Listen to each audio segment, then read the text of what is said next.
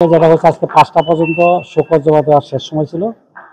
ইতিমধ্যে অনেকেই শোকজ জমা দিয়েছে, আবার কিছু আবার জমাও দেয় নাই।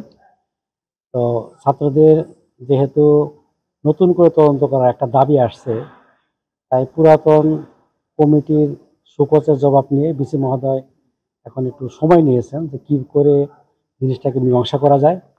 এজন্য ডিসিপ্লিন কমিটির যে মিটিং দেওয়া দরকার ছিল, সেটা এখন উনি ডেট ডিক্লেয়ার করেন নাই, এবং কবে হবে সেটারও কোনো পূর্বাভাস উনি আমাকে দেন নাই। তাই আপাতত মিটিংয়ের কোনো ডেট আমরা এখন দিতে পারতেছি না, বলতে পারতেছি না। এবং কিভাবে আগানো হবে, নতুন করে তদন্ত হবে না এটাই আবার আগানো হবে, এ ব্যাপারে ওনার কাছ থেকে আমি সুনির্দিষ্ট কিছু পাইনি। যদি কখনো মিটিং হয় তো মিটিংয়ের উপস্থাপন করা হবে যে এরা জমা দিয়েছে, এরা জমা দেয় নাই। তখন হয়তো তারা নতুন করে বলতে পারে, যারা দেয় না তাদেরকে নতুন করে একটা সময় দেওয়া হোক, বলতে পারে, নাও বলতে পারে, অথবা ওর উপরেই একটা তারা সিদ্ধান্ত নিতে পারে। যে এককভাবে এটা বলার অধিকার আমাদের।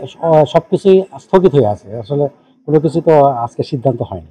শিক্ষকের ধর্মঘটের বিসিকে টাইম দেওয়া ছিল আজকে পর্যন্ত, যে আজকের মধ্যে আপনি বিচার কার্য সম্পন্ন করেন, আমরা রবিবার থেকে ক্লাসে যেতে চাই।